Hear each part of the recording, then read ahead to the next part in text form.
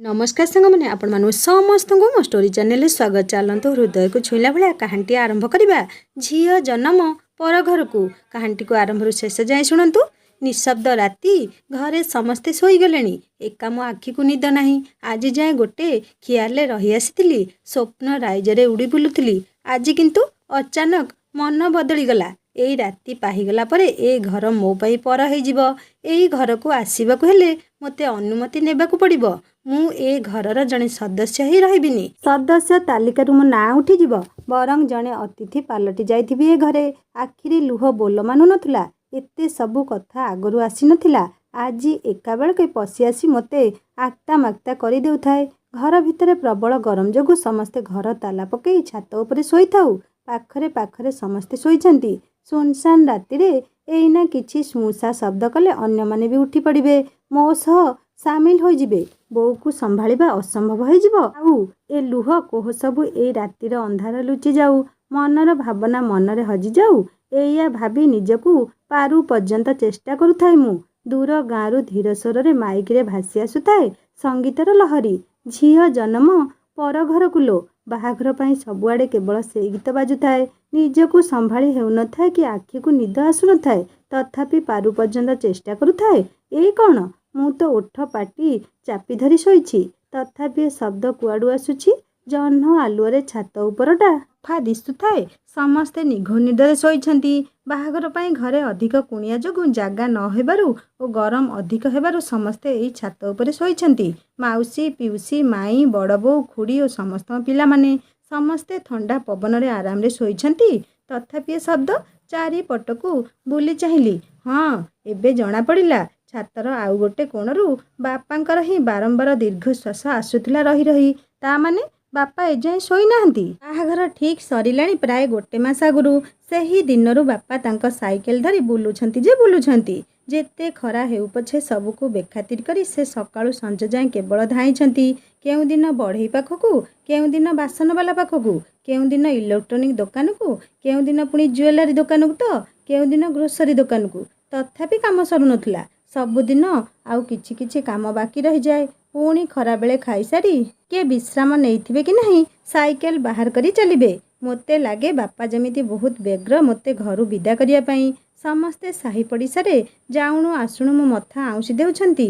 मो माँ आउ अल्प दिनर कुणिया कही दुख प्रकाश करुछन्ति। समवेदना जणाउछन्ति। बहुत कांदी कांदी बेहोश हो जाउछि। बंधु बांधव सबु आज आसिला परे परिस्थिति आहुरी गंभीर हो जाइछि। एका मो बापा स्थिर अटल अचल प्रतिक्रिया शून्य होई छन्ति। मो मनरे अभिमानटिए उंकी मारुछि। सतरे झील माने कौन बोझ? सेई बोझ हटेइबाकू सबु बापा माने ताहले एमिति व्यग्र हुअन्ति। किंतु सेई भावना मोर बदली गला गोटिए क्षणरे। बापा शोई नाहंती एबे जाए। एते राति जाए से केबे न शोई रही नथांती। बिछଣା धरु धरु तांको निद। खास करी ए बाहाघर ठीक हेबा दिन ठारू जेउ परिश्रम करुछन्ति पुणी राति न पाहु कामरे जिबा पई उठुछन्ति सेइथि पई आज केमिति बापांको निद नाही। धीरे करी उठिकी बापांको पाखकू गली। बापांको पाद पाखरे बसी पड़िली। चट करी बापा उठी बसिले आउ कहिले, माँ रे एते बेଳ हेलाणी शोइनु काहींकी? जा शोई पड़िबू। राति अनिद्रा हेले देह खराब हो जिवो। काली पुणी दिन सारा उपास रहिबू। मु भल करी जानी पाली जे बापा तांकर अंतर्वेदनारू लुचेइबाकू जाई मोते तांको पाखरू उठेई देउछन्ति सिना, नहेले से भी मोरी भलिया न शोई पारी छटपट होछन्ति। मु कहली बापा पाद देखाओ टिके घसी देबी। बहुत साइकेलिंग करुछ? बापा टिके हसी दे कहले किछि हेइनी मोर, तू जा शोई पड़िबू। अन्य माने सब उठी पड़िबे एइने नहेले। बापांको कथारे सेठु उठिकी सिना चली आसिली। बापांको झाउला मुहटी जह्न आलुअरे मोठारू लुचि पारि नथिला। बापांको परे निद हेला कि मोते लुचेइबाकू अभिनय करी शोइले से कथा जणा नाही। किंतु मु आउ शोई पारिलिनी। मने पड़ुथुला मो बापांकर सबु कथा गोटी गोटी हेई हेतु आसीबा दिन ठारू आ चाहाली रे जेतेबेले गणेश पूजा किंबा सरस्वती पूजा पई चांदा आदाय करा जाए मो जेजेमा पैसा नहीं आम तरफरू देबाकू जाए। जनकू 2 टंका लेखा चांदा आदाय करा जाउथाए। घरे आमे अधिक संख्यारे पिला थिबारु चांदा परिमाण अधिक हो जाए। जेजेमा सारଙ୍କ सह जुक्ति करी सार जेजेमाଙ୍କ पुओ बयसर तेणु जेजेमा तांकू डरेनी। 10 जागारे 7-8 टंका देबा पई कुहे। मोर पिला बयसरे एही कथाटी भारी लाज लागे।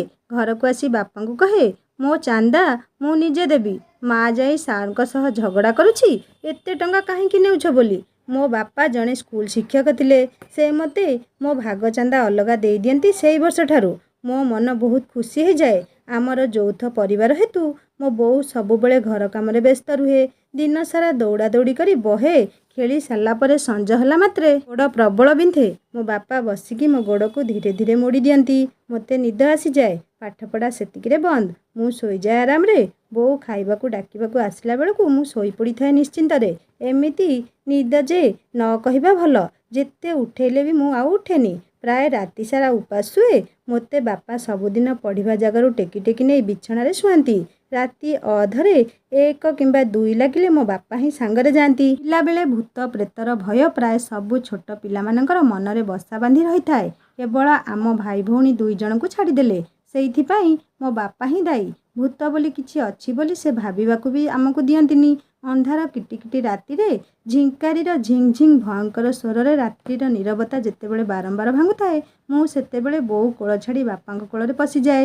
ଏଇଥିପାଇଁ ଯେ ମୋତେ ଲାଗେ ମୋ ବାପା ହିଁ ସବୁଠାରୁ ବଡ଼ ଆଉ ଶକ୍ତିଶାଳୀ ସୁରକ୍ଷା ବଳୟ ମୋ ପାଇଁ। ମୋ ବାପା ସେତେବେଳେ ଝିଙ୍କାରୀ ବିଷୟରେ ମୋତେ ଜଣାନ୍ତି, ଭୂତ ବିଷୟରେ ବୁଝାନ୍ତି, ମନର ଭ୍ରମକୁ ଦୂର କରନ୍ତି। ମୁଁ ପୁଣି ଥରେ ଶୋଇପଡ଼େ ନିର୍ଭୟ ନିଦରେ। ବର୍ଷା ଦିନରେ ନଳକୂପର ଟେକା ପାଣିଠାରୁ ନାଳ ପୋଖରୀର ଖୋଲା ପାଣିରେ ଗାଧେଇବାର ମଜା କିଛି ଅଲଗା। ଆମ ଗାଁ ନିକଟରେ କିଛି ନଈ ନଥିଲା ଯେହେତୁ ଆମେ ସବୁ ସେଇ ନାଳ ପୋଖରୀ ଉପରେ ନିର୍ଭର କରୁ ବର୍ଷା ଦିନରେ ନଦୀ ସ୍ନାନର ଅନୁଭୂତି ହାସଲ କରିବାକୁ। ମୋ ବାପା ମୋତେ ତାଙ୍କ କାନ୍ଧ ଉପରେ ବସେଇ ନେଇଯାଆନ୍ତି ଗାଧେଇ ଦେବାକୁ। ସେଇଠି ମୋ ଅଣ୍ଟାକୁ ଧରି ପହଁରା ଶିଖାନ୍ତି। ଆଜି ଯଦି ମୁଁ ପହଁରା ଶିଖିଥାଏ କେବଳ ମୋ ବାପାଙ୍କ ପାଇଁ। ଗାଧେଇ ସାରିଲା ପରେ ମୋତେ ତାଙ୍କ ଗାମୁଛାରେ ପୋଛି ଦେଇ ପୁଣି ଥରେ କାନ୍ଧରେ ବସେଇ ଘରକୁ ଆଣନ୍ତି। ବାଟ ସାରା କେତେ କ'ଣ ଜାଣିବା କଥା ମାନ ପଚାରି ପଚାରି ଆସନ୍ତି। ସେଇ ପ୍ରଶ୍ନ ପଚରାରେ ମୋର ସାମାନ୍ୟ ଜ୍ଞାନ ବୃଦ୍ଧି ଘଟେ, ଯେଉଁଥିପାଇଁ ମୋ ବାପା ହିଁ ଦାୟୀ। ବାପା ଶିକ୍ଷକ ଥିଲେ ଆମ ଗାଁଠାରୁ ଟିକେ ଦୂରରେ ଆଉ ଗୋଟେ ଗାଁରେ। ମୁଁ ପଢ଼ୁଥିଲି ଚାହାଳିରେ। ବାପାଙ୍କ ସ୍କୁଲରେ ଗଣେଶ ପୂଜା ଓ ସରସ୍ୱତୀ ପୂଜା ନିଶ୍ଚିତ ଭାବେ ଆମ ଚାହାଳିଠାରୁ ଉନ୍ନତ ଧରଣ ହେଉଥିଲା। ମୋ ବାପା ଠିକ୍ ପୂଜା ସମୟରେ ତାଙ୍କର ଛାତ୍ରମାନଙ୍କୁ ସାଇକେଲ ଦେଇ ପଠଉଥିଲେ ମୋତେ ତାଙ୍କ ସ୍କୁଲକୁ ନେବା ପାଇଁ। ମୁଁ ବି ଚାହିଁ ବସିଥାଏ କେତେବେଳେ ମୋ ବାପା ମୋତେ ନେବା ପାଇଁ ପିଲା ପଠେଇବେ। ସେଠି ପୂଜା ସାରି ମୁଁ ବାପାଙ୍କ ସାଇକେଲ ଆଗରେ ବସି ଘରକୁ ଆସେ। ବହୁତ ଖୁସି ଲାଗେ ସେଦିନ। ନିଜକୁ ଏକ ବିରାଟ ସାମ୍ରାଜ୍ୟର ରାଜକୁମାରୀ ଭଳି ଲାଗେ ମୋତେ। ଯେଉଁଠି ମୋ ବାପା ଜଣେ ସମ୍ରାଟ ଅଛନ୍ତି। ବାପାଙ୍କ ସାଇକେଲ ଆଗରେ ମୁଁ ପ୍ରାୟ ସପ୍ତମ ଶ୍ରେଣୀରେ ପଢ଼ିବା ଯାଏଁ ବସିଥିଲି। ସେତେବେଳକୁ ମୋର ଅନ୍ୟ ସାଙ୍ଗମାନେ ପଛରେ ବସୁଥିଲେ। କିନ୍ତୁ ମୋ ବାପା କାଳେ ମୋର କିଛି ଅସୁବିଧା ହେବ ବୋଲି ମୋତେ ପଛରେ ବସିବାକୁ ଦିଅନ୍ତିନି। ଯେତେ ମୁଁ ଟିକେ ବଡ଼ ହେଲି ଓ ମନ ଭିତରେ ଟିକେ ସଙ୍କୋଚ ଭାବ ଆସିଲା, ସେବେ ଯାଇ ମୁଁ ପଛରେ ବସିଲି। ମୋର ସମ୍ପୂର୍ଣ୍ଣ ମନେ ଅଛି, ଅନେକ ଥର ବାପାଙ୍କ ସାଇକେଲରେ ବସି ଆସିବା ସମୟରେ ମୁଁ ଘୁମେଇ ପଡ଼ିଥାଏ ବାପାଙ୍କ ହାତକୁ ସାହାରା କରି। ସତେ ଯେମିତି ସେଇ ହାତ ମୋର ସବୁ ସାହସ ଆଉ ଶକ୍ତିର ଉତ୍ସ। ମୋତେ ଲାଗେ ମୋ ବାପା ମୋ ପାଇଁ କୌଣସି ପହିଲିମାନଠାରୁ କମ୍ ନଥିଲେ। ବାପା ବି ଅତି ଆଦରରେ ସେଇ ହାତରେ ମୋତେ ସୁରକ୍ଷା ଦେଇ ଦେଇ ସାଇକେଲ ଚଲେଇ ଆସନ୍ତି ଘର ଯାଏଁ। ବର୍ଷକୁ 2-3ଟି ଓଡ଼ିଆ ଫିଲ୍ମ ସେତେବେଳେ ହଲ୍ରେ ପଡ଼ୁଥାଏ। ଏମିତି କୌଣସି ଫିଲ୍ମ ନଥିଲା ଯେଉଁଟା ମୋ ବାପା ମୋତେ ଦେଖେଇବାକୁ ନେଇନାହାନ୍ତି। କେତେଥର ମ୍ୟାଜିକ୍ ଶୋ ଦେଖେଇ ନେଇଛନ୍ତି ସେଇ ସାଇକେଲରେ ବସି। ସେତେବେଳେ କେତେ ଆନନ୍ଦ ମୁଁ ପାଉଥିଲି ସେ କଥା କେବଳ ମୋତେ ଜଣା। ପ୍ରତିବର୍ଷ ପର୍ବପର୍ବାଣିରେ ଟିକେ ମୁହଁ ଫୁଲେଇ କାନ୍ଦିଦେଲେ ପାଇଁ ନୂଆ ଡ୍ରେସ୍ ନେଇ ଆସନ୍ତି ମୋ ବାପା। ମୋତେ ନୂଆ ଡ୍ରେସ୍ରେ ଦେଖନ୍ତି ମନ ଭରି। ନିଜ ପାଇଁ କେବେ ବାପା ଡ୍ରେସ୍ କିଣିବାର ମୁଁ ଦେଖିନି। ଯୌଥ ପରିବାରରେ ନିଜ ପିଲାଙ୍କ ପାଇଁ କିମ୍ବା ନିଜ ପାଇଁ କିଛି ସ୍ପେଶାଲ କରିବାର ଅଧିକାର ନଥାଏ। ଘରେ ଭଲ ଦିନମାନଙ୍କରେ କିଛି ସ୍ପେଶାଲ ରୋଷେଇ ହେଇଥିଲେ ମୁଁ ବାପାଙ୍କ ସାଥିରେ ବସି ଖାଏ। ବାପା ମୋତେ ସବୁ ବାଛିକି ଖୁଆଇ ସାରି ବଳକା ତକ ନିଜେ ଖାଆନ୍ତି। ସେତିକି ବୁଝିବାର ଶକ୍ତି ସେ ବୟସରେ ମୋର ନଥିଲା। ଦିନରେ ଚାକିରି କଥାକୁ ସଞ୍ଜରେ ଘରକୁ ଆସି ଘର କଥା ବୁଝିବାକୁ ବି ପଡ଼େ ବାପାଙ୍କୁ। ରାତିରେ ଆମ ପଢ଼ା ପାଖରେ ବସିକି ଦେଖାଶୁଣା କରନ୍ତି। ମୋତେ ଲାଗେ ମୋ ବାପା ହିଁ ଏକା ସବ୍ ଜାନ୍ତା ଲୋକ ଏ ଦୁନିଆରେ। ଥରେ ଯାହା ଶୁଣିଥାଏ ତାଙ୍କ ପାଖରୁ ଆଉ କେଉଁ ବହି ବଦଳେଇ ପାରେନି ସେ କଥା ମୋ ମନ ଭିତରୁ। ବୟସ 6-7 ବର୍ଷ ବେଳକୁ ଅନେକ ଗୁଡ଼ିଏ ପୁରାଣ ବହି ବାପା ମୋତେ ପଢ଼େଇ ସାରିଥିଲେ। ମୋ ମନରେ ବହି ପଢ଼ିବାର ଆଗ୍ରହ କେବଳ ମୋ ବାପାଙ୍କ ପାଇଁ ସମ୍ଭବ ହେଇଥିଲା। କିନ୍ତୁ ପାଠ ବହି ପଢ଼ିବା ବେଳେ ବାପାଙ୍କ କଥା ଆଦୌ ଭଲ ଲାଗୁନଥିଲା। ପିଲାବେଳୁ ବାପା କେବେ ମୋ ଉପରେ ହାତ ଉଠେଇବା ମୋ ମନେ ନାହିଁ। ତାଙ୍କର କଥାରେ କେବଳ ପ୍ରଭାବିତ ହେଇ ତାଙ୍କର ସବୁ ଇଚ୍ଛା ପୂରଣ କରିବାକୁ ମନ ହୁଏ। ବାପା ସବୁ ଶାନ୍ତ ଓ ଧୀର ଭାବରେ ମୋତେ ବୁଝାନ୍ତି। କେବେ କଡ଼ା ଶାସନ କିମ୍ବା ନାଲି ଆଖି ଦେଖାଇ ଭୟଭୀତ କରେଇ ନାହାନ୍ତି। ମୋତେ ଲାଗେ ମୋ ବାପା ମୋତେ ସବୁ ଜନ୍ମରେ ବାପା ହେଇ ମିଳନ୍ତି କି? ମୁଁ ନବମ ଶ୍ରେଣୀରେ ପଢ଼ିବା ସମୟରେ ହଠାତ୍ ଦିନେ ଆମ ଦାଣ୍ଡ ବାରଣ୍ଡାରେ ବସିଥିବା ବେଳେ ଦୁଇଟି ପିଲା ଗୋଟେ ନୂଆ ଲେଡ଼ିଜ୍ ସାଇକେଲ ଆଣି ଆସି ପହଞ୍ଚିଲେ। ମୁଁ ଆଶ୍ଚର୍ଯ୍ୟ ହୋଇଗଲି। ଇଏ ସାଇକେଲ କାହାର? ଭାଇର ତ ଗୋଟେ ସାଇକେଲ ଅଛି, ଇଏ ପୁଣି କାହାର? ସେ ପିଲାମାନେ ଯେତେବେଳେ ମୋ ହାତକୁ ଚାବି ଦେଇଗଲେ ସେଇ ଦିନର ଖୁସି ଅନୁଭୂତି ବର୍ଣ୍ଣନା କରିବା ମୋ ସାଧ୍ୟ ବାହାରେ। ବେଳେବେଳେ ଏମିତି ଅଚାନକ ଖୁସି ଆସିଲେ ତା'ର ପରିଣାମ ଟିକେ ଅଧିକ ବଢ଼ିଯାଇ ମନ ଭିତରେ ଘର କରିଯାଏ।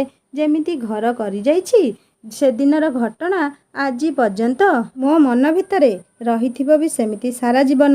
ନା, ମୁଁ ସେ ସୁଖଦ ମୁହୂର୍ତ୍ତକୁ ଭୁଲିବାକୁ ଚାହୁଁଛି। ସୁଖ ସେତିକିରେ ସରି ନଥିଲା ମୋର। ସବୁଦିନ ବାପା ସ୍କୁଲରୁ ଫେରିଲା ପରେ ମୋତେ ସାଇକେଲ ଶିଖେଇବାକୁ ନେଇ ପଡ଼ିଆକୁ ଯାଆନ୍ତି।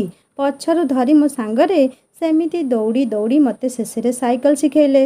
ସେଦିନ ତାଙ୍କ ମୁହଁରେ ଯେଉଁ ଆନନ୍ଦର ଛାପ ତାହା ମୋ ଆଖିରେ ଆଜି ଯାଏଁ ଛାପି ହେଇ ରହିଛି।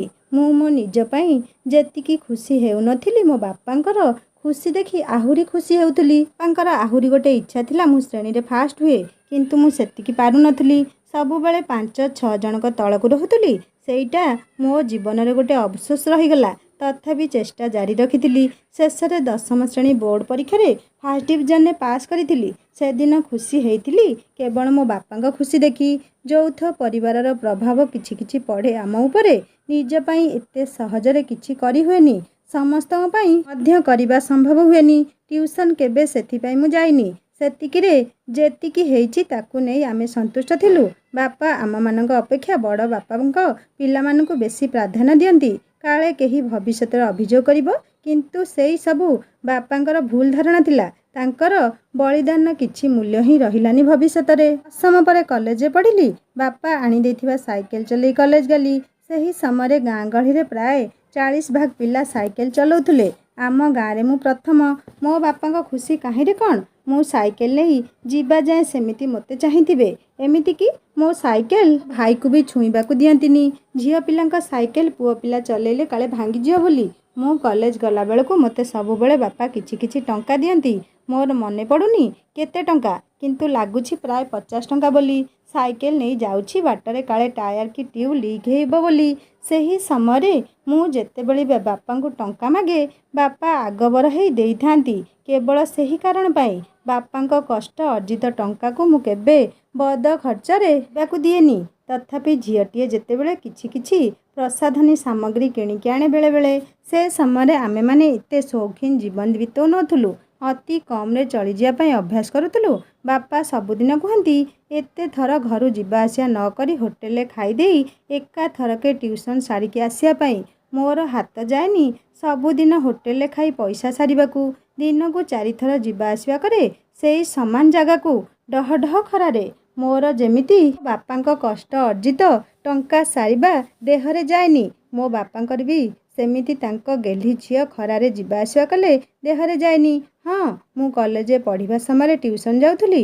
ଘରକୁ ଫେରି ସାଇକେଲ ସିଧା ଦାଣ୍ଡରେ ଥୋଇଦେଇ ଘରକୁ ପଶୁଥିଲି। ଯେମିତି ମୁଁ ଗୋଟେ ଯୁଦ୍ଧ ଜୟ କରି ଆସିଛି। ଏବେ ସମସ୍ତେ ମୋ ସେବାରେ ଲାଗି ପଡ଼ିବେ। କେବେ ବି ସାଇକେଲ ଟେକିକି ଘରେ ରଖେନି। ସେଇଟା ମୋ ବାପାଙ୍କ ଦାୟିତ୍ୱ ବୋଲି ମୋ ମନ ଭିତରେ ଗୋଟେ ଧାରଣା ବସା ବାନ୍ଧି ଯାଇଥିଲା। ବାପା ଯେତେବେଳେ ଫେରୁଥିଲେ ତାଙ୍କ ସାଇକେଲ ସହିତ ମୋ ସାଇକେଲ ବି ଟେକିକି ନେଇ ରଖୁଥିଲେ। ଗୋଟେ ଦିନ କଲେଜ କମନ ରୁମ୍ରେ ବସିଥାଏ। ଆଶ୍ଚର୍ଯ୍ୟ ହେଇଗଲି ହଠାତ୍ ମୋ ବାପା ଆମ କଲେଜରେ। ମୁଁ ଉଠିକି ଯାଇ ପଚାରିଲି, ବାପା ତମେ କ'ଣ ଏଇଠି? ବାପା କହିଲେ, ଗୋଟେ ମ୍ୟାଜିକ୍ ଶୋ ପଡ଼ିଛି, ଆମ ସ୍କୁଲ ପିଲା ସବୁ ଯାଉଛନ୍ତି, ତୁ ଯିବୁ? ମୋ ଆଖି ଛଳଛଳ ହେଇଗଲା। ମୋ ବାପା ଆହୁରି ମୋତେ ଏ ଦିନେ ଛୋଟ ପିଲା ଭାବି ଆସିଛନ୍ତି କଲେଜକୁ କି ନେବାକୁ ମ୍ୟାଜିକ୍ ଶୋ ଦେଖିବାକୁ। ସେ ପୁଣି 5 କିଲୋମିଟର ରାସ୍ତା, ପୁଣି ଫେରିବୁ 5 କିଲୋମିଟର। ସେଇଠୁ ଯିବୁ ମ୍ୟାଜିକ୍ ହେଉଥିବା ଜାଗାକୁ। ଛୋଟ ଛୋଟ ପିଲାଙ୍କ ସାଥିରେ ଯିବାକୁ ଭାରି ଲାଜ ଲାଗୁଥିଲେ ବି ମୋ ବାପାଙ୍କ ଆଗ୍ରହ ଦେଖି ମନା କରିପାରିଲିନି। ଚାଲିଲି ବାପାଙ୍କ ସାଥିରେ ମ୍ୟାଜିକ୍ ଶୋ ଦେଖିବା ପାଇଁ। ସେଦିନ ଘଟଣା ସବୁଦିନ ପାଇଁ ମଧୁର ସ୍ମୃତି ହେଇ ରହିଛି। ମୁଁ ତ ଈଶ୍ୱରଙ୍କୁ ପ୍ରାର୍ଥନା କରୁଛି ଜୀବନର ଶେଷ ନିଶ୍ୱାସ ଚାଲିଥିବା ଯାଏଁ ଏହିସବୁ ମଧୁର ସ୍ମୃତି ମୋ ସହିତ ସାଥୀ ହେଇ ରହିଥାଉ। ବାପାମାନେ ସବୁବେଳେ ଏମିତି ନିଜ ପାଇଁ କିଛି ଚିନ୍ତା କଲାବେଳକୁ ପିଲାମାନଙ୍କର ଚେହେରା ଆଗକୁ ଚାଲି ଆସେ। ସେଇଠି ନିଜର ସବୁ ଇଚ୍ଛାକୁ ବଳି ଦେଇ ପିଲାଙ୍କ ଇଚ୍ଛାକୁ ଅଗ୍ରାଧିକାର ଦିଅନ୍ତି। ଦୁନିଆର ସବୁ ସୌନ୍ଦର୍ଯ୍ୟ ସେ ତାଙ୍କ ପିଲାଙ୍କଠାରେ ଦେଖିବାକୁ ଚାହାନ୍ତି।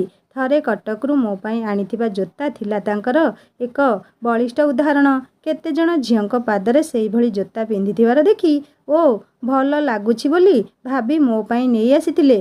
ଓହୋ, ମୋତେ ଲାଗୁଥିଲା ଯେମିତି ସରଗର ଚାନ୍ଦ ଆଜି ମୋ ହାତରେ ମୋ ବାପା ଦେଇ ଦେଇଛନ୍ତି। ସେଇ ଦିନର ଖୁସି ସତରେ ଅବର୍ଣ୍ଣନୀୟ ମୋ ପାଇଁ। କେବଳ ସେତିକି ନୁହେଁ, ପେନ୍ସିଲ୍, ଲିଭା, ରବର ଗୋଟେ ବି ମୋ ଅଜାଣତରେ ବାପା ଯଦି ନେଇ ଆସନ୍ତି ସେଇଟା ମୋ ପାଇଁ ମହାର୍ଘ ଉପହାର ହେଇଯାଏ। ମୋର ବର୍ଷା ଦିନ ଆସିଲେ ବେଶୀ ମନେ ପଡ଼େ ମୋ ବାପାଙ୍କ କଥା। ସକାଳୁ ସକାଳୁ ଉଠି ପଡ଼ି ମୋତେ ନିଦରୁ ଉଠାନ୍ତି। କି ଝଡ଼ କି ବର୍ଷା, ମୋ ବାପାଙ୍କର ପଖାଳ ହେଲା ପ୍ରିୟ ଖାଦ୍ୟ। ସେତକ ପେଟରେ ପଡ଼ିଥିଲେ ତାଙ୍କର ଆଉ ଦିନସାରାର ଚିନ୍ତା ନଥାଏ। ମୋତେ ସକାଳୁ ଉଠେଇବାର କାରଣ ସେଇ ପଖାଳ କଂସା। ବୋଉ ଏତେ ସକାଳୁ ଆସି ପାଇଟି ସାରି ନଥାଏ, ସେଇଥିପାଇଁ ଗାଧେଇ ନଥାଏ। ଆମର ନ ଗାଧେଇଲେ ବଡ଼ ମଣିଷ କେହି ରୋଷେଇ ଘରକୁ ପଶନ୍ତିନି। ତେଣୁ ମୁଁ ସବୁଦିନ ସକାଳୁ ସକାଳୁ ବାପାଙ୍କ ପାଇଁ ପଖାଳ ଖାଇବାକୁ ବାଢ଼େ। ବେଳେବେଳେ ପଖାଳ ଖାଇବା ପାଇଁ କିଛି ଭଜାଭଜି କରୁଥିଲେ ବି ବାପା ଅପେକ୍ଷା କରନ୍ତିନି। ତାଙ୍କର କର୍ମଟି ତାଙ୍କ ପାଇଁ ବଡ଼। ସେ ସେମିତି ପିଆଜ ସାଙ୍ଗରେ ଦହି ପଖାଳ କଂସାଏ ଖାଇଦେବେ ପଛେ 5 ମିନିଟ୍ ଅପେକ୍ଷା କରିବେନି। ପଖାଳ ଖାଇସାରିବା ପରେ ଲାଗି ପଡ଼ନ୍ତି ଗଛ ଲଗେଇବା କାମରେ। ମୋର ମନେ ଅଛି, ଆମେ ଛୋଟ ଥିଲାବେଳେ ଆମ ବାଡ଼ିରେ କେବଳ ନଡ଼ିଆ ଗଛକୁ ଛାଡ଼ିଦେଲେ ଆଉ କିଛି ଫଳ ଗଛ ନଥିଲା। ମୋ ବାପା ହିଁ ତାଙ୍କର ସବୁ ଶ୍ରମ ଦାନ କରି ନିଜ ହାତରେ ବିରାଟ ବଗିଚା ତିଆରି କରିଥିଲେ। କାଜୁ ବଗିଚା, ଆମ୍ବ ଗଛ, ଜାମୁ ଗଛ, ପଣସ ଗଛ, ପିଜୁଳି ଗଛ, ବରକୋଳି ଗଛଠାରୁ ଆରମ୍ଭ କରି ଆହୁରି କେତେ କ'ଣ ସବୁ ନିଜେ ନିଜେ ବର୍ଷାରେ ଭିଜି ଭିଜି ସାଇକେଲରେ ଗଛ ସବୁ ଲଦିକି ନେଇ ତୋଟା ପଟେ ଲଗଉଥିଲେ। ସକାଳ 6ଟାରୁ 9ଟା ଯାଏଁ ଅନବରତ ବର୍ଷାରେ ଭିଜି ଏଇ କାମ କରନ୍ତି ସେ। ମନରେ ଟିକେ ବି ଭାବାନ୍ତର ନଥାଏ ଯେ ଏସବୁ ସମସ୍ତେ ଭୋଗ କରିବେ ତ ମୁଁ କାହିଁକି ଏକା କରିବି। ଏବେ ସବୁ ସେଇ ଗଛମାନ ଫଳ ଫୁଲରେ ଭରିଥିବା ବେଳେ ମୋ ବାପାଙ୍କ କଥା ମନେ ପଡ଼େ। ତାଙ୍କର ନିଃସ୍ୱାର୍ଥପର ଗୁଣ ପାଇଁ ଆମେ ଭାଇ ଭଉଣୀଙ୍କ ଅପେକ୍ଷା ସେ ଗଛ ଅନ୍ୟମାନଙ୍କର କାମରେ ଆସୁଛି ବେଶୀ। ହିଂସା, ଈର୍ଷା ଓ ସ୍ୱାର୍ଥପରତା ଠାରୁ ବହୁତ ଊର୍ଦ୍ଧ୍ୱରେ ଥିଲେ ମୋ ବାପା। କାହାରି କଥା ଦେହକୁ ନିଅନ୍ତିନି, କୌଣସି କଥା ଧରି ବସନ୍ତିନି। ଖାଇବା ବେଳେ କେବେ ଅସନ୍ତୁଷ୍ଟ ହୁଅନ୍ତିନି। ଯାହା ଦେଲେ ଖାଇଦେଇ ଉଠିଯାଆନ୍ତି। କେବେ କାହା ଉପରେ ଅଧିକ ସମୟ ରାଗ ମଧ୍ୟ ରଖିପାରନ୍ତିନି। ସତ କହିବାକୁ ଗଲେ ଆମ ଭାଇ ଭଉଣୀଙ୍କୁ କେବେ ମୋ ବାପା ଥରଟେ ବି ହାତ ଉଠେଇ ବାଡ଼େଇଥିବାର ମୋର କାହିଁ ମନେ ନାହିଁ। ବର୍ଷା ଦିନରେ ଲଗେଇଥିବା ଗଛ ସବୁ ଖରା ଦିନରେ ପାଣି ଅଭାବରୁ ଝାଉଁଳି ପଡ଼େ। ବାପା କେମିତି ସହନ୍ତେ ଭଲା ୟାକୁ। ନିଜ ହାତରେ ନିଜ ସନ୍ତାନ ଭଳି ଯତ୍ନ ନେଇଥିବା ଜିନିଷର କିଛି କ୍ଷତି ହେଲେ କେହି କ'ଣ କେବେ କହିପାରିବେ? ଡହ ଡହ ଖରାରେ ପାଣି ବାଲ୍ଟିରେ ବୋହି ବୋହି ସବୁ ଗଛରେ ଦିଆଯାଏ। ଏତେ ସବୁ ଗଛରେ ହାତରେ ବୋହି କରି ପାଣି ଦେବା କଷ୍ଟକର ଯଦିବା ଥିଲା, ଅସମ୍ଭବ ନଥିଲା। ବାପାଙ୍କ ମନୋବଳ ପାଖରେ ଆମେ ନିରୁପାୟ ଥିଲୁ। କେବଳ ବାପାଙ୍କ ଆଜ୍ଞା ମାନିବା ଆମର କର୍ତ୍ତବ୍ୟ ଥିଲା। ବାସ୍, ଗଛରେ ପାଣି ଦିଆ ହେଇଗଲା, ଆଉ ଗଛ ସବୁଜ ଶ୍ୟାମଳ ହୋଇଗଲା। ମୁଁ କଲେଜ ଯିବା ବେଳକୁ ଅଳ୍ପ ଟିକେ ଟିକେ ରୋଷେଇ ଶିଖିଥିଲି। ପୁଣି କେବଳ ଭାତ, ଡାଲି ଆଉ ଭଜା। ସେଇ ସମୟରେ ମୋ ବୋଉ ମାମୁଁ ଘରକୁ ବୁଲିଗଲେ ମୋ ଉପରେ ରୋଷେଇ ଦାୟିତ୍ୱ ପଡ଼େ। ବାପା ମୋତେ ଚୁଲି ପାଖକୁ ଅଧିକ ସମୟ ପାଇଁ ଯିବାକୁ ଦିଅନ୍ତିନି। ସେଇଥିପାଇଁ କେବଳ କ୍ଷୀର ଭାତ ସାଙ୍ଗରେ ଆଳୁ ଚକଟା ବି ଖାଇ ରହିଛନ୍ତି ପଛେ ମୋତେ ରୋଷେଇ କରିବାକୁ ବାଧ୍ୟ କରିନାହାନ୍ତି କିମ୍ବା ବୋଉକୁ ମାମୁଁ ଘରକୁ ଯିବାକୁ ଅଟକେଇ ନାହାନ୍ତି। ନିଜର ସୀମିତ ରୋଜଗାରରେ ଚେଷ୍ଟା କରିଛନ୍ତି ସମସ୍ତଙ୍କୁ ସୁଖରେ ରଖିବାକୁ। ଯୌଥ ପରିବାର ଭିତରେ କେବେ କେବେ ମତ ପାର୍ଥକ୍ୟ ହୁଏ। ଏସବୁ କେବଳ ବାପାଙ୍କର ନମ୍ରତା ପାଇଁ ଯେମିତି ଆସିଥାଏ ସେମିତି ଚାଲିଯାଏ। ବାପା ସମ୍ଭାଳି ନିଅନ୍ତି ସବୁ ଏକା ଏକା। ଆମେ ଆଶ୍ଚର୍ଯ୍ୟ ହେଉ ବାପା କେମିତି ଏସବୁ ସହ୍ୟ କରୁଛନ୍ତି। ବାପା କେବଳ ହସଟିଏ ହସି ଦେଇ ସବୁ ପ୍ରଶ୍ନର ଉତ୍ତର ଦେଇ ଦିଅନ୍ତି। ସ୍କୁଲରେ ଶିକ୍ଷକତାକୁ ଘରେ ଚାଷବାସ ସବୁକିଛି ସୁନ୍ଦର ଭାବେ ସମ୍ଭାଳି ନିଅନ୍ତି ବାପା। ବାପାମାନେ କ'ଣ ଥକି ପଡ଼ନ୍ତିନି? ମନକୁ ସେ ପ୍ରଶ୍ନ ଆଜି ଯାଏଁ ଆସିନି। ମୋତେ ଲାଗେ ମୋ ବାପା ସେତେବେଳେ ଯେମିତି ଥିଲେ ଏବେ ବି ସେମିତି ଅଛନ୍ତି। ଆଖିକୁ ସିନା ବୟସ ବୃଦ୍ଧିର ପ୍ରଭାବ ଦିଶୁନି, ମନକୁ କିନ୍ତୁ ଏଇ ଜିନିଷଟି ଆଦୌ ଦେଖାଯାଉନି। ପିଲାବେଳଠାରୁ ମୋର ଖାଇବାରେ ବେଶୀ ସମସ୍ୟା ଥିଲା। ପତଳା ଦୁର୍ବଳ ସ୍ୱାସ୍ଥ୍ୟ। ବାପା ସବୁବେଳେ ମୋତେ କୁହନ୍ତି କ୍ଷୀର ପିଇବାକୁ। ମୋତେ କ୍ଷୀର ଜାତୀୟ ପଦାର୍ଥ ଆଦୌ ଭଲ ଲାଗେନି। ଏଇଥିପାଇଁ ବାପା ମୋତେ ସବୁବେଳେ ପାଖରେ ବସେଇ ବୁଝାନ୍ତି। ମୁଁ ଆଦୌ ଶୁଣେନି। ଆଉ ଯାହା କହିଲେ ମାନିବି ପଛେ ଏଇ କଥାଟିକୁ ଜମାରୁ ମାନି ପାରିବିନି। ବାପା ରାଗନ୍ତି ଟିକେ, ହାତ ତ କେବେ ଉଠାନ୍ତିନି, ଅଭିମାନ କରନ୍ତି। ତାଙ୍କର କଥା ନ ମାନିବାର ଫଳ ମୋତେ ମିଳିଗଲା। ଠିକ୍ ପରୀକ୍ଷା ସମୟରେ ମୋର ସବୁଦିନ ମୁଣ୍ଡ ବୁଲେଇଲା। ଡାକ୍ତରଖାନା ଯିବାରୁ ଜଣାପଡ଼ିଲା ମୋର ନିମ୍ନ ରକ୍ତଚାପ ରହୁଛି। ବାପା ଆହୁରି ରାଗିଲେ। ରାଗିକି କଥା କହିଲେନି 2 ଦିନ। ମୋ ଭିତରଟା କେମିତି ଗୋଟେ ଲାଗୁଥାଏ। ମୋ ବାପାଙ୍କର ଦୁଃଖୀ ମୁହଁକୁ ମୁଁ ଚାହିଁ ପାରୁନଥାଏ। ଶେଷରେ ବାପାଙ୍କ କଥା ରହିଲା। କ୍ଷୀର ନହେଲେ ନାହିଁ ଦିନକୁ 1 ଲିଟର କ୍ଷୀରର ଛେନା ମୁଁ ଖାଇଲି। ସବୁ ବାପାମାନଙ୍କର ନଜରରେ ତାଙ୍କ ଝିଅ ହିଁ ଏକା ପରି। ମୁଁ କିନ୍ତୁ ଏତେ ଦୁର୍ବଳ ସ୍ୱାସ୍ଥ୍ୟର ଅଧିକାରିଣୀ ଥିଲି ଯେ ମୋ ବାପା ମୋ ପାଇଁ ସେତିକି ଗର୍ବ ବୋଧ କରିପାରୁ ନଥିଲେ। ସେଇଥିପାଇଁ ତାଙ୍କ ମନ ବ୍ୟସ୍ତ ହେଉଥିବା ସ୍ୱାଭାବିକ କଥା। ସେଇଥିପାଇଁ କେତେ ଭିଟାମିନ୍ ଟନିକ୍ ଆଣି ମୋତେ ଖୁଆଇଛନ୍ତି ତା'ର ହିସାବ ନାହିଁ। କେତେ ପ୍ରୋଟିନ୍ ପାଉଡର ଖୁଆଇଛନ୍ତି ତା'ର ବି ହିସାବ ନାହିଁ। +3 ପଢ଼ା ପରେ ପରେ ମୋ ପାଇଁ ବାହାଘର ପ୍ରସ୍ତାବମାନ ଆସିବାକୁ ଲାଗିଲା। ବାପାଙ୍କର ବହୁ ଇଚ୍ଛା ଥିଲା ମୁଁ ପାଠ ପଢ଼ି କିଛି ଗୋଟେ ନିଜ ଚେଷ୍ଟାରେ କରେ ବୋଲି। ସେତିକି ସମ୍ଭବ ହେଲାନି ଆଉ। ବାହାଘର ପ୍ରସ୍ତାବମାନ ଆସିବା ଦେଖି ମୋ ବୋଉ ଆଉ ସମ୍ଭାଳି ହେଉନଥାଏ। ତା'ର ଝିଅ ବାହାଘର କରିବାକୁ ପ୍ରବଳ ଆଗ୍ରହ ଦେଖି ବାପା ବି ଟିକେ ଆଗେଇଲେ। ସେହି ସମୟରେ ଗାଁରେ ଆମର ଲ୍ୟାଣ୍ଡଲାଇନ୍ ଟେଲିଫୋନ୍ର ସୁବିଧା ନଥିଲା। ମୋବାଇଲ କଥା ତ ଛାଡ଼। ଏପ୍ରିଲ ମେ ମାସର ମୁଣ୍ଡ ଫଟା ଖରାରେ ବାପା ଯିବା ଆସିବା କରନ୍ତି ଦିନକୁ ଅତି କମରେ 2-3 ଥର ଟେଲିଫୋନ୍ ବୁଥ୍କୁ। ବାହାଘର ସମ୍ବନ୍ଧିତ କଥା ଆଲୋଚନା ପାଇଁ ମୋତେ ବହୁତ କଷ୍ଟ ଲାଗୁଥାଏ। ମୋ ବାପା ଏତେ ମୋ ପାଇଁ ଭାବୁଛନ୍ତି ଦେଖି ଆଖିରେ ଲୁହ ଆସିଯାଏ। ଭଗବାନଙ୍କୁ ଡାକେ ଏଇଠି ବାହାଘରଟା ପକ୍କା ହେଇଯାଉ। ମୋ ବାପାଙ୍କ ମୁଣ୍ଡ ଉପରୁ ଗୋଟେ ଦାୟିତ୍ୱ ଉଠିଯାଉ। ମୋ ଉପରେ ପୁଣି ମୋ ଭାଇ ଅଛି ଯିଏକି ଗ୍ରାଜୁଏସନ୍ ସାରିକି ଘରେ 2 ବର୍ଷ ହେଲା ବସିଛି। ମୋ ବାହାଘର ସରିଲା ପରେ ତା ପାଇଁ କିଛି ସଂସ୍ଥା କରିବାକୁ ପଡ଼ିବ। କୌଣସି କଥା ଆମ ଉପରେ ଚାପ ପଡ଼ିବାକୁ ନ ଦେଇ ସବୁ କିଛି ନିଜେ ନିଜେ ସମ୍ଭାଳି ନେଉଥାନ୍ତି ବାପା। ବାହାଘର ଠିକ୍ ହେଇଗଲା। ଏଥର ଆରମ୍ଭ ହେଲା ଅସଲ ଆୟୋଜନର ବେଳ। ସବୁଦିନ କିଛି କିଛି କାମ କରିବାକୁ ପଡ଼ୁଥାଏ। ସାହାରା କେବଳ ସେଇ ସାଇକେଲଟି। ସେଇ ଡହଡହ ଖରାରେ ପଖାଳ ଗଣ୍ଡେ ଖାଇଦେଇ ଯାଇଥିବେ ଯେ ଫେରିଲା ବେଳକୁ ଦିନ 2।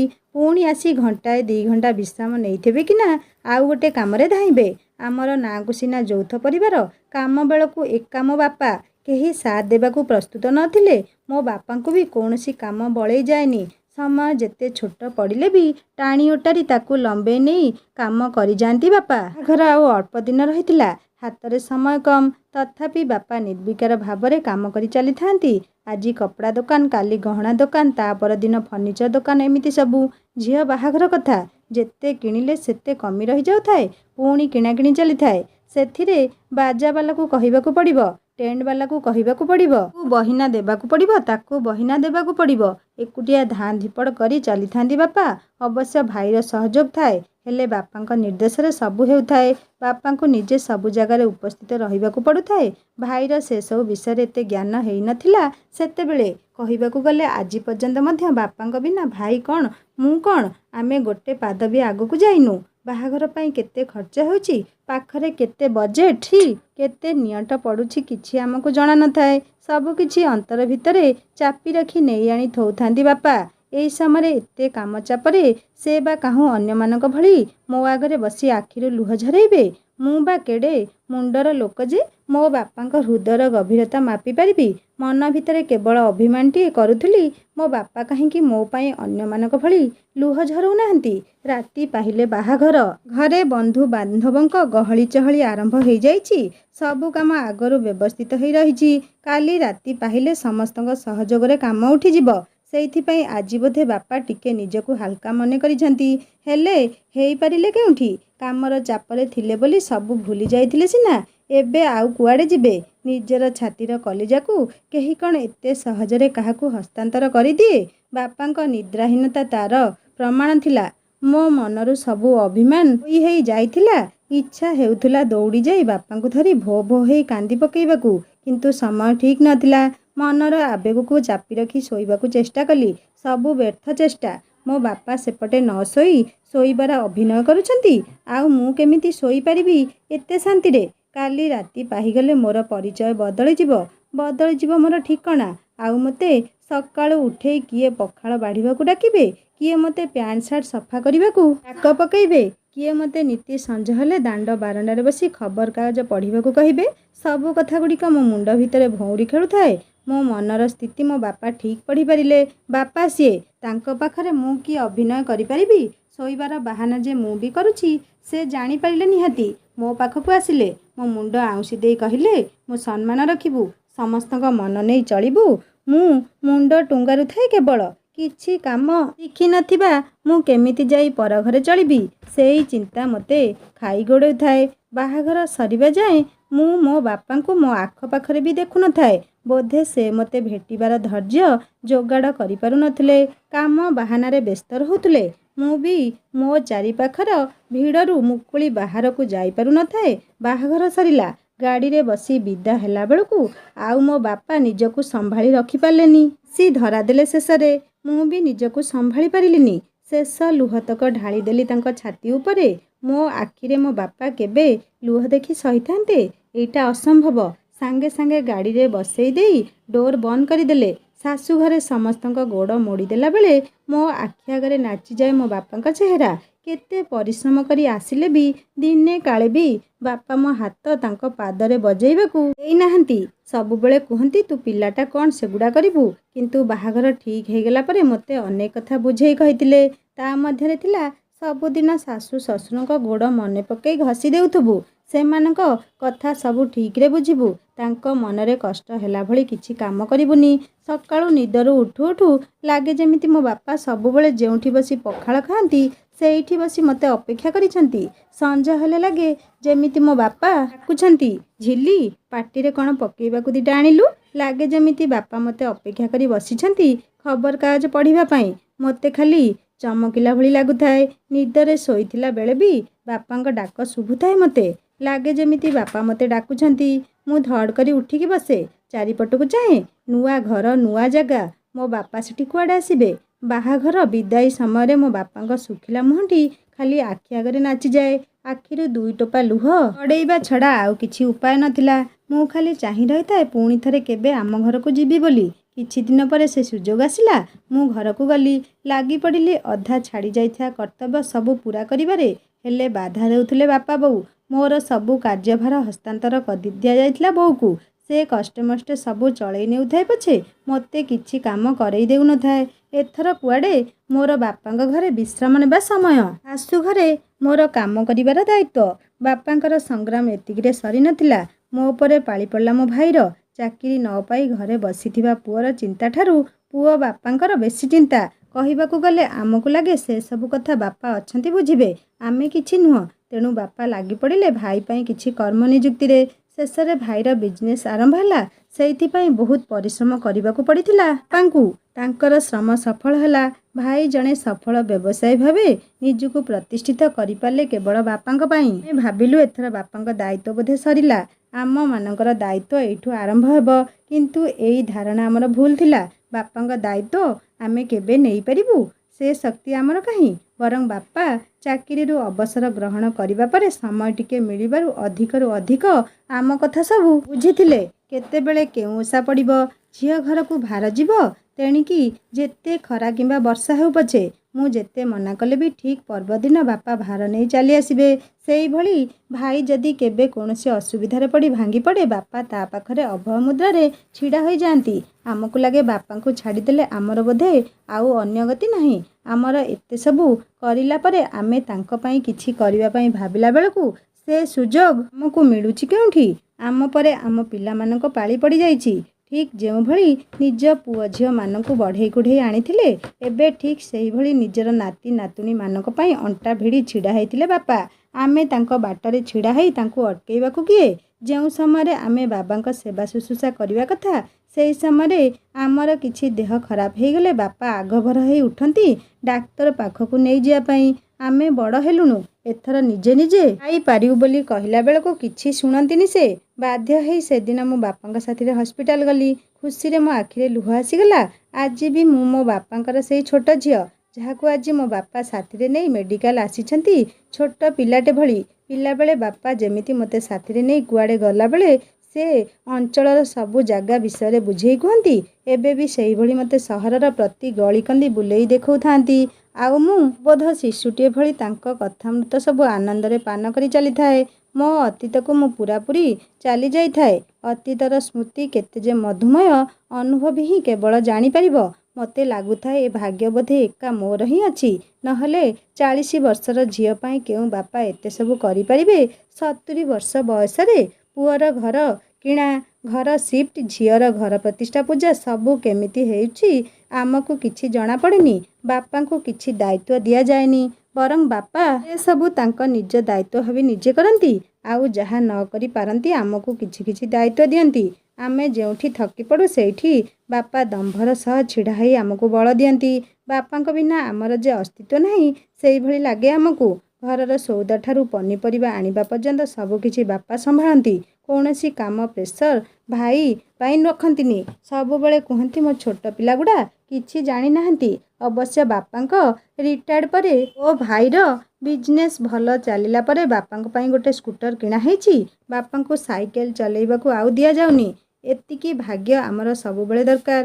ଆମ ବାପାଙ୍କ ନଜରରେ ଆମେ ଏବେ ବି ସେଇ ଛୋଟ ପିଲା ହେଇ ରହିଥାଉ ସବୁବେଳେ। ପୁରା ଭାବ ପ୍ରବଣତାର ପ୍ରଣତ ପିଲାଙ୍କ ପାଇଁ ଯେତିକି ଜରୁରୀ ବାପାଙ୍କ ହାତ ମୁଣ୍ଡ ଉପରେ ରହିବା ସେତିକି ଜରୁରୀ। ସେତିକି ସୌଭାଗ୍ୟ ଯେଉଁ ସନ୍ତାନମାନଙ୍କ ଉପରେ ଥାଏ ସେମାନେ ସତରେ ଭାଗ୍ୟବାନ ଆମ ଭଳି। ବାପାଟିଏ ଯେ କେବେ ପିଲାଙ୍କ ଉପରେ ବୋଝ ହେଇପାରେନି, ବରଂ ପିଲାଙ୍କ ଉପରୁ ବୋଝ ହାଲକା କରିବା ପାଇଁ ସଦା ସର୍ବଦା ଦୁଇଟି ହାତ ବଢ଼େଇ ଦେଇଥାନ୍ତି ପିଲାଙ୍କ ଆଡ଼କୁ। ସେ ହାତ ଯେତେ କଙ୍କାଳ ସାର ହାତ ହେଲେ ମଧ୍ୟ, ସେ ହାତରେ ଶକ୍ତି ଯେତେ କମ୍ ଥାଉ ମଧ୍ୟ, ସେ ହାତକୁ ପାଖରେ ଦେଖିଦେଲେ ସନ୍ତାନର ଆତ୍ମବିଶ୍ୱାସ ଫେରିଆସେ। ଲାଗେ ସେଇ ପିଲାଦିନେ ବାପା ଯେମିତି ହାତ ବଢ଼େଇ ରହିଥିଲେ ଏବେ ବି ତାଙ୍କ ବାପା ତାଙ୍କ ଆଡ଼କୁ ସେଇଭଳି ହାତ ପ୍ରସାରି ରହିଛନ୍ତି ଯେମିତି। ଦୁଇଟି ହାତରେ ଆଉ ଦୁଇଟି ହାତ ମିଶିଗଲେ ପର୍ବତ ଟେକିବା ଭଳି ଶକ୍ତି ଆସିଯାଏ ମନରେ। ଆଉ ଦୁନିଆର କୌଣସି ଶକ୍ତି ଅପରାଜିତ କରିପାରେନି ବାପା ଥିବା ସନ୍ତାନକୁ। ସାଙ୍ଗମାନେ, କାହାଣୀଟିକୁ ଏଇଠି ସମାପ୍ତ କରୁଛି। କାହାଣୀଟି କେମିତି ଲାଗିଲା ମୋତେ ନିଶ୍ଚୟ କମେଣ୍ଟ କରି ଜଣାଇବେ। ଆଉ ଯଦି ଭଲ ଲାଗିଥାଏ ଲାଇକ୍ ଟିକେ କରିବେ, ସାଙ୍ଗମାନଙ୍କ ସହିତ ସେୟାର କରିବେ। ଆଉ ଯଦି ମୋ ଚ୍ୟାନେଲ ନୂଆ ଅଛନ୍ତି ତାହେଲେ ସବସ୍କ୍ରାଇବ୍ କରି ବେଲ୍ ଆଇକନ୍ ଦବାଇ ଦେବେ, ଯାହାଫଳରେ ମୁଁ ନୂଆ ନୂଆ କାହାଣୀ ଅପଲୋଡ଼ କଲେ ଆପଣମାନଙ୍କ ପାଖକୁ ନୋଟିଫିକେସନ୍ ପହଞ୍ଚିବ। ଆପଣମାନେ କାହାଣୀଟିକୁ ସର୍ବପ୍ରଥମେ ପଢ଼ିପାରିବେ ଓ ଶୁଣିପାରିବେ। ଏବେ ମୋତେ ବିଦାୟ ଦିଅନ୍ତୁ। ପୁଣି ଆସିବି ଆଉ ଗୋଟେ ସୁନ୍ଦର କାହାଣୀ ନେଇ। ରହୁଛି। ନମସ୍କାର। ଜୟ ଜଗନ୍ନାଥ।